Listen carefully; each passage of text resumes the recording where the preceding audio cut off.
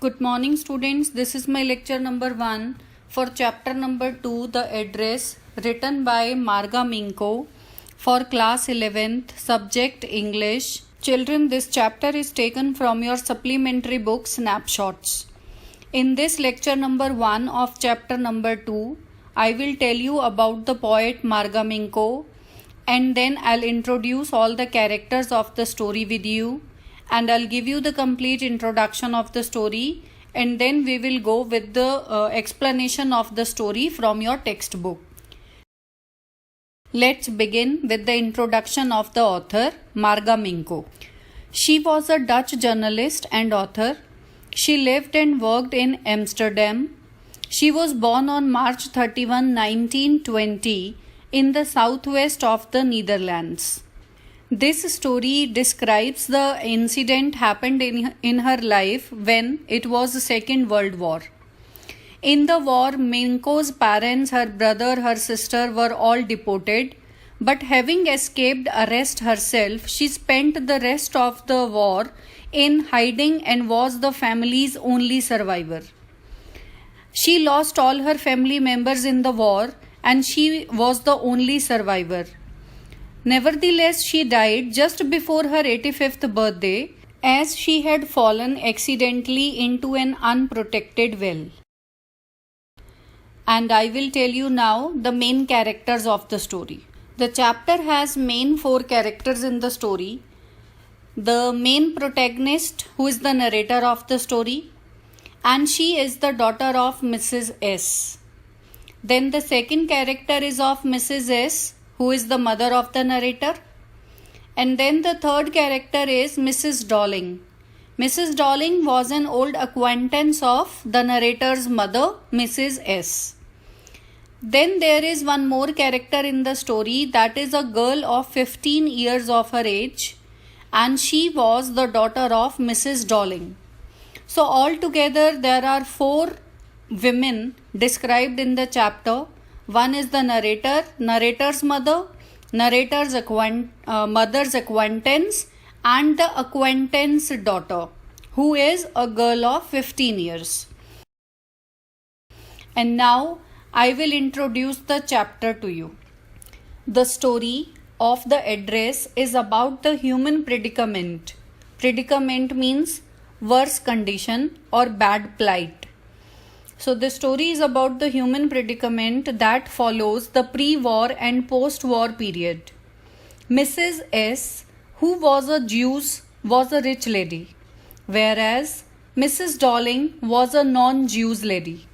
So the girl, daughter of Mrs. S, who is the narrator of the story, had lost her house, her mother, during the war, and now she had decided to come back to take her possessions from Mrs. Dolling, who was an acquaintance of her mother and whose address was given by her mother years ago.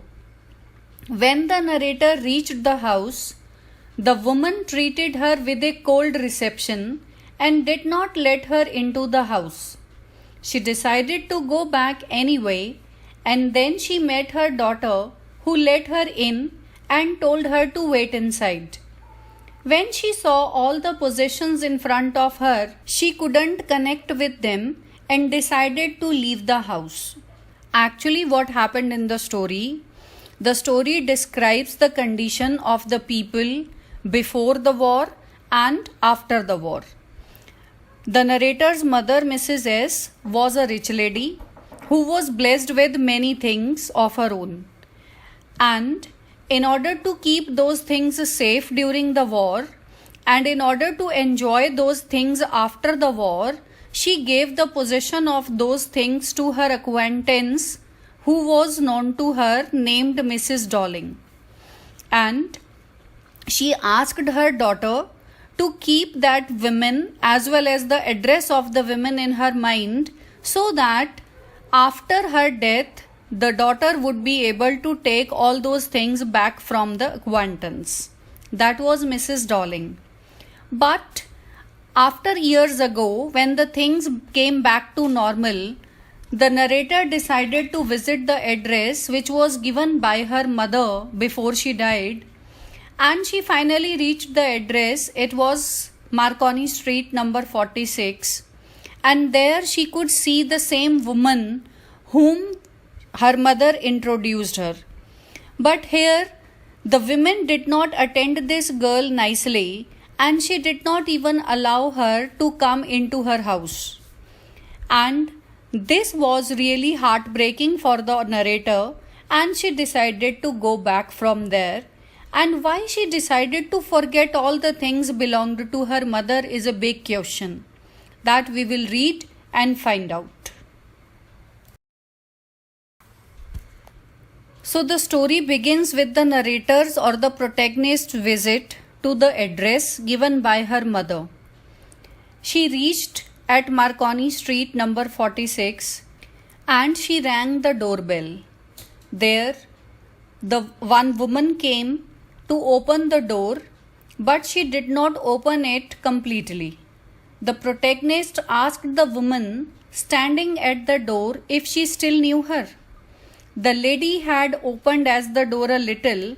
The protagonist came closer to the door and stood there. The woman responded negatively, and the protagonist still gave her introduction. She said she was Mrs. S.'s daughter. The woman had held the door tightly as she did not want her to enter the house. She kept staring at her, though she could not recognize her. The protagonist thought maybe she had come to the wrong house, but she had seen the woman very closely, and she recognized her mother's green knitted cardigan that the woman was wearing, and the wooden buttons on the cardigan had become pale because of several washings. The woman noticed that the protagonist was looking at the cardigan, so she hid herself behind the door. And the protagonist came to know that she had come to the right address, because the paled face of the woman made the protagonist realize and assured her that she was not standing at the wrong address, but it was the right address which was given by her mother several years back. The protagonist asked the woman about her mother again. The woman asked if she had come back. She replied only to her, and no one else came with her. The woman opened the door, and a passage was behind her. A stale smell occurred all over. The woman told her that she couldn't do anything for her. The protagonist told her that she had come from far place on a train just to talk to her. The woman told her it was not convenient to talk right now and asked her to come back later. The woman closed the door as she did not want anyone to get disturbed in the house. The protagonist was still standing on the step. She saw a curtain moving on the window bay. Someone was staring at her from inside the house. She thought it was nothing, as the woman would have told her. The protagonist looked at the number plate again. It was number 46. Dawling was written on the plate on white enamel, which made her sure that she was not standing at the wrong address. She was sure that the address was right, but the intention of the woman was not right towards her. She understood that the woman was a very suspicious sort of woman who did not want her to go into the house. After facing a cold response from the woman, the narrator decided to go back. Then she started recalling the memories of her mother while she was going back to the station. She was thinking about her mother who gave her this address. It was the first half of the war, and she was home for a few days. And suddenly, it struck her that the room was different. Various things were missing from her room. Her mother was surprised that she noticed the changes a little later. It was that time when she told her about this woman, Mrs. Darling. She was an old contact of hers whom she had not seen for years. But suddenly, this lady came to visit her mother, and since then they had been in regular contact. Her mother told her that whenever that woman came to visit her, she took something from the house with her. Table silvers, antique plates, and she had trouble over carrying the large vase. She told her that the cramp in her back came from the crockery. Her mother shook her head in sorrow. The woman kept telling the protagonist's mother that she wanted to save her precious things. If they had to leave the place someday, they would lose everything. Her mother noticed that she wasn't convinced and looked at her critically. After that day, they never talked about the incident again. Back in the time, she saw Mrs. Darling in person a day after her mother told her daughter about her. She woke up late that morning, and as she was going downstairs, she saw her, the lady with broad back. Her mother was seeing her out, and her mother introduced the protagonist to this lady. She signaled to her, and the woman responded with a nod. She picked the suitcase under the coat rack. She was wearing a brown coat that day and a shapeless hat. The protagonist asked her mother if she lived far away. The mother told her the address, Marconi Street, number 46, and she remembered it. This was the first time that the author could see this lady, Mrs. Darling, in person. And she started recalling the memory of the introduction, that how her mother introduced her with this lady with a broad back, and how what she was wearing that day, how she was looking like that day. She recalled everything, and it was a very sad moment for the narrator that the lady for whom she came very far away had not given her a welcomed gesture. So she felt very bad that she was not welcomed, and she did not even let her come into her home. As she recalled how her mother introduced her with this lady, the narrator decided to make another effort. Meanwhile, she had arrived at the station without having paid much attention to the things on the way. She was walking in familiar places again for the first time since the war, but she did not want to go further than was necessary. She did not want to upset herself with the sights of streets and the houses full of memories from a precious time. She had remembered it all, but she had waited a long time to go there.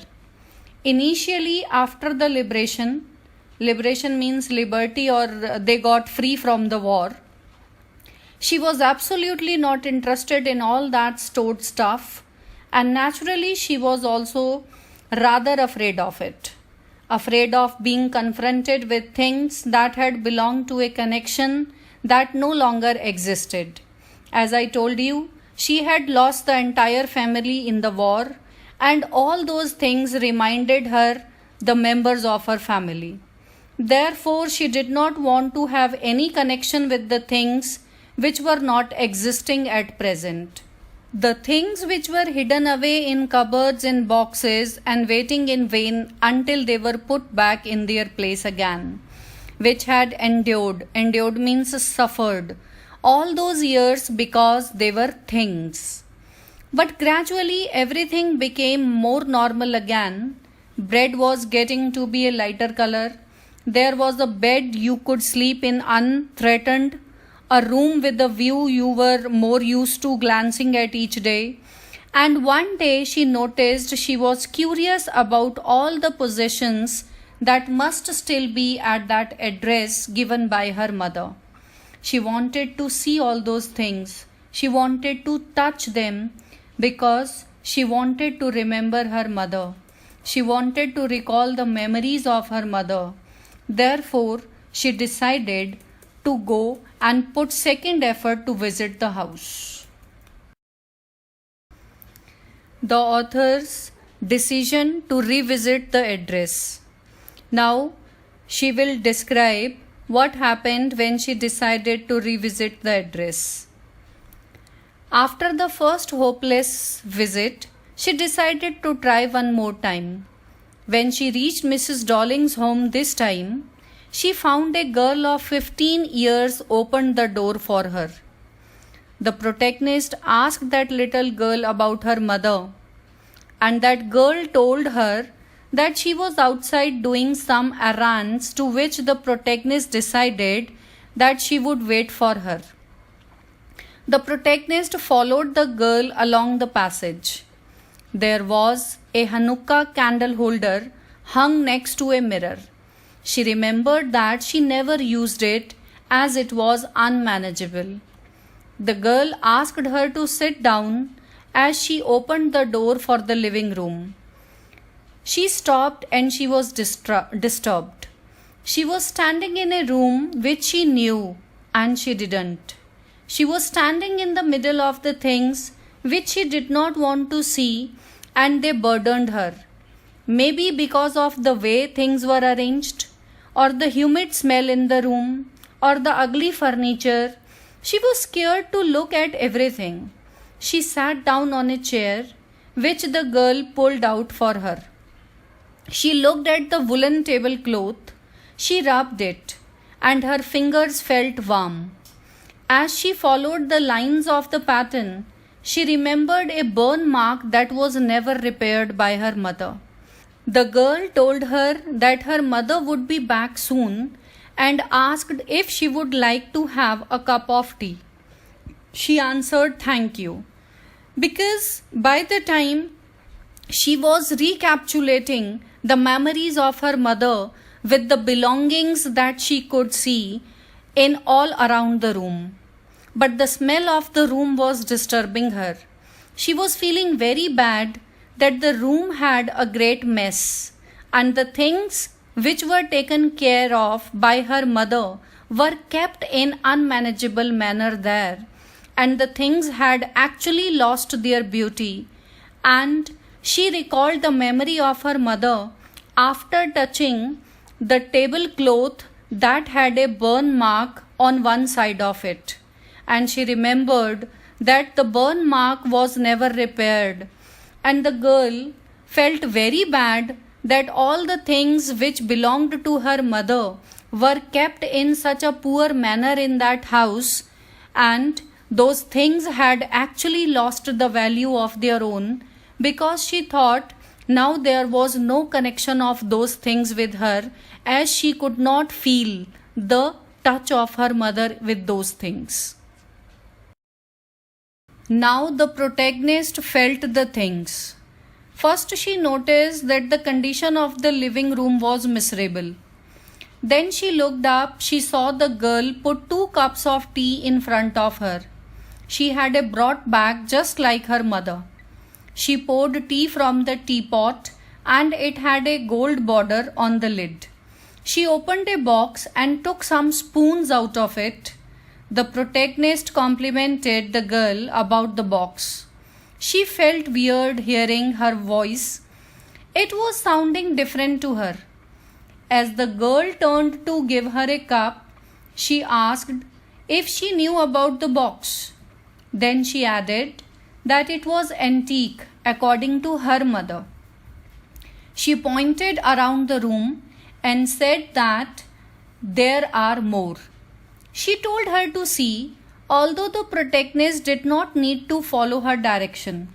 She knew what she was talking about. She glanced over the tea table. She remembered how she used to fancy the apple on the pure plate. The girl shared that they used the plate for everything. Once they ate off the plates that were hanging on the wall.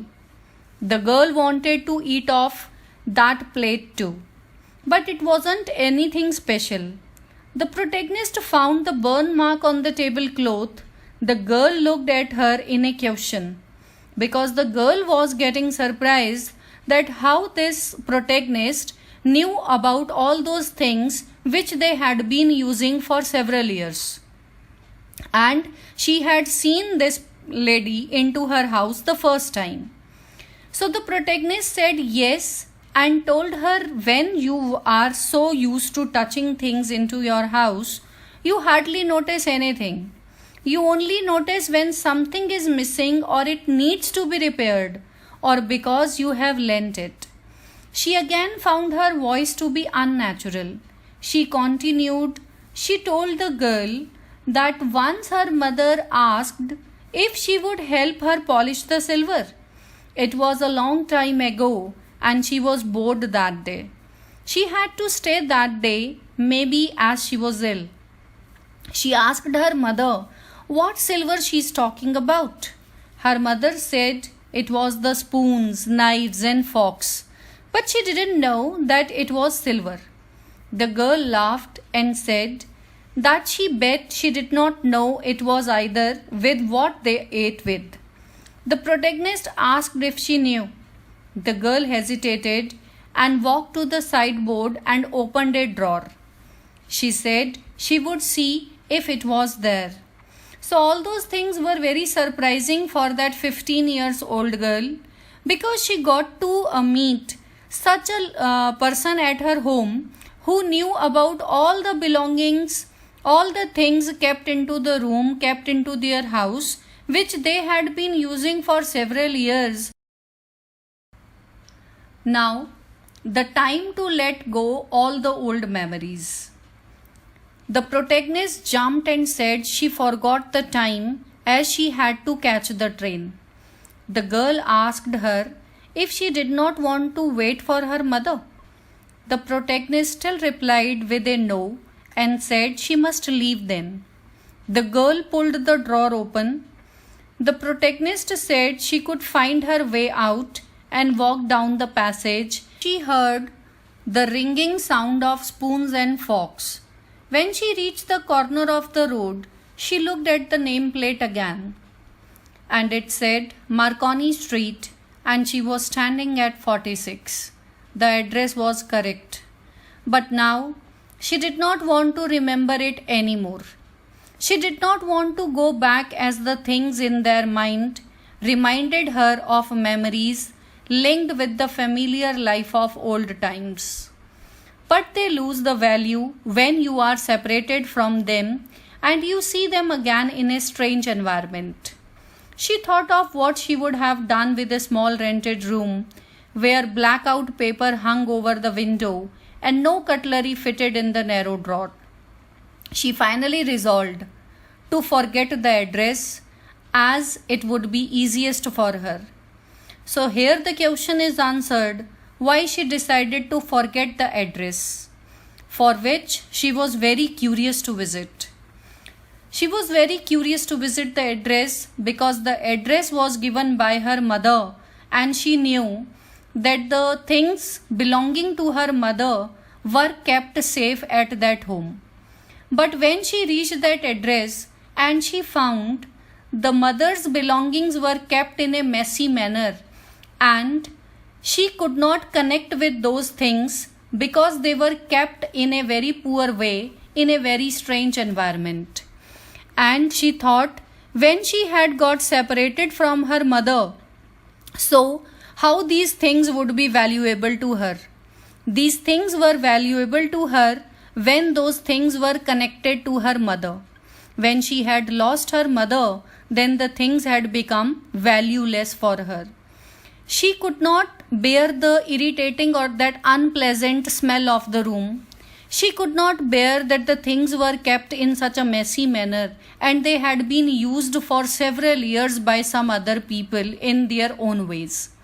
So she decided it was better to forget all those things which were lying there, because things have no value. Things are valuable when there are people to enjoy those things in the way we feel convenient with, we feel comfortable with. But when they are not enjoyed in the manner, or they are taken just like things, and there are no emotions attached with those things, then those things are meaningless, valueless. This is what the author realized, and she decided that she would not keep the memory of those things in her mind any long. And that would be the easiest way to attain the peace of her mind back, and that would be the easiest way to keep her mother's memories alive, just because of the sake of mother, not for the sake of the things belonged to her mother. Children, this is the end of this lecture in which I have given you the complete description of the chapter. And now we will proceed to homework. You people are supposed to read the complete chapter from your supplementary reader thoroughly and write the summary in your Fair English notebooks. Children, when you summarize the chapters in your own words, that would be easy for you to recall it whenever it is required. So I hope you people would have enjoyed reading the chapter, and please do your homework in time. Thank you. Have a nice day.